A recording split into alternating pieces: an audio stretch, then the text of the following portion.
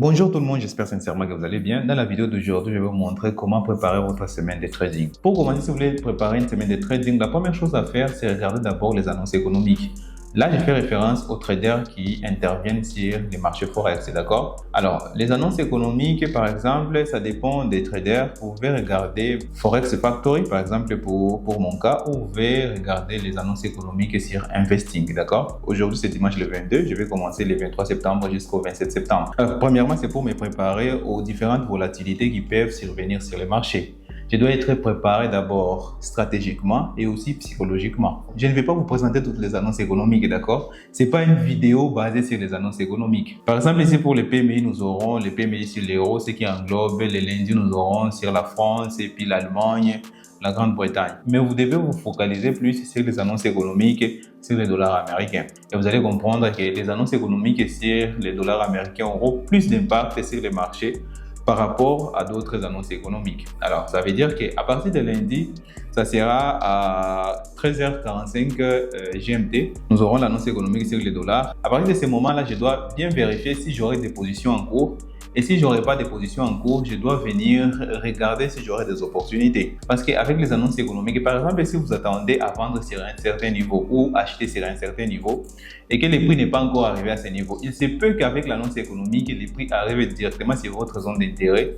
Là, vous pouvez trouver des confirmations et entrer en position directement. Alors, la première chose, si vous voulez bien préparer votre semaine de trading, c'est d'abord vérifier les annonces économiques, d'accord? Je vous ai dit que ceci va vous aider à vous préparer psychologiquement aux grosses volatilités qui peuvent survenir sur le marché au courant de cette semaine. La deuxième chose sur laquelle se focaliser si vous êtes en train de préparer votre semaine de trading, ça sera les analyses techniques. Alors, après les annonces économiques, vous avez noté quelques annonces économiques qui vont impacter directement les marchés. C'est le moment d'aller regarder l'analyse technique. Pour l'analyse technique, par exemple, moi qui interviens toujours sur les paires Forex, je n'aurai pas le temps de préparer par exemple chaque paire. Alors, ce que je vais faire, c'est venir seulement analyser l'indice du dollar. Alors, pourquoi l'indice du dollar? C'est tout juste parce que le dollar américain est la devise qui impacte les autres devises. Alors, quand on parle de marché Forex, c'est la question des paires de devises.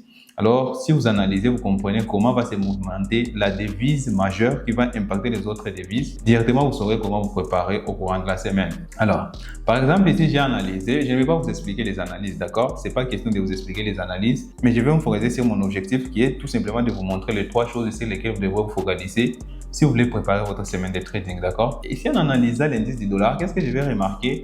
D'abord, j'ai remarqué que nous sommes sur une grosse zone de support ici. Les prix arrivés ici, je vais mettre en daily. Alors, ça sera très simple si c'est en daily. Alors, regardez ici en daily, les prix arrivés à ce niveau ici, il a commencé à consolider. Nous sommes dans une période d'indécision. Ici, je dois m'attendre, soit nous aurons la correction qui va venir jusqu'à cette ligne de tendance. Bon, ici, il s'agit de lignes de tendance. Mais vous pouvez tout simplement analyser l'indice du dollar selon votre propre stratégie, d'accord? Ici, ce n'est pas question de stratégie. Je suis sûr et certain que chaque trader a sa propre stratégie. Par exemple, je vais faire un scénario, d'accord, pour que vous compreniez comment est-ce que nous devons nous préparer. Alors ici, même en 15 minutes, nous allons avoir quelque chose comme ça. Les prix peuvent venir jusqu'à ce niveau ici et ensuite repartir à la baisse et venir chercher cet autre niveau ici. Ça, c'est le premier scénario. Je vais m'arrêter là. Le deuxième scénario, par exemple, les prix peuvent toujours arriver à ce niveau ici. On peut d'abord respecter ces niveaux, mais tout juste les mêmes niveaux. Ensuite, faire ceci et casser ces niveaux ici. Bon, ça, c'est ce qui correspond à cet autre niveau ici. Et ensuite, je peux penser directement à un billet haussier.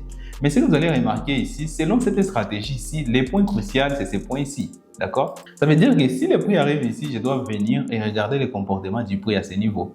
Alors, qu'est-ce que je vais faire? Par exemple, aujourd'hui, le dimanche, je vais venir et paramétrer tout simplement mon alerte ici. Ça veut tout simplement dire que si le prix arrive à ce niveau, TradingView va m'envoyer une notification. Alors, quand TradingView m'envoie une notification, je vais venir chercher mes confirmations ou chercher les potentiels points d'entrée. Mais ici, attention, pas sur l'indice du dollar, mais pour les paires qui ont les dollars américains comme devise de base. Par exemple, les USD-CAD et USD-JPY. Par exemple, si j'ajoute ici USD-CAD, il est tout juste là. Ici, vous pouvez voir clairement que le USD-CAD est en train d'évoluer de la même façon que l'indice du dollar. C'est ça l'avantage. Ici, ça me donne directement les scénarios que je peux aller chercher sur USD-CAD, USD-JPY, toutes les paires où les dollars américains est la devise de base. Et en même temps, je vais chercher les scénarios contraires sur les paires où le dollar américain est la devise de cotation. Ça veut dire, par exemple, les euros USD, GBP USD et consorts. Alors ici, si vous avez une stratégie qui n'est pas celle-ci, moi, je vais vous demander d'être libre et venir seulement appliquer votre stratégie. Alors, si vous êtes un trader débutant, cherchez d'abord une stratégie, ensuite suivez cette préparation de cette façon. Commencez annonce économique et ensuite analyse technique, d'accord? Après ça, je vais venir scroller les paires qui vont me donner beaucoup plus d'opportunités. Je vais enlever les euros USD.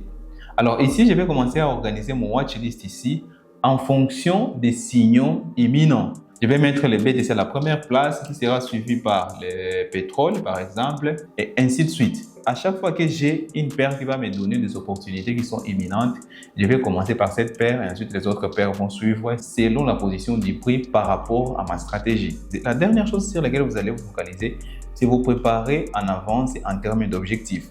Ici, vous devrez avoir les objectifs des pertes et des profits. Alors, pourquoi les objectifs des pertes d'abord et ensuite des profits?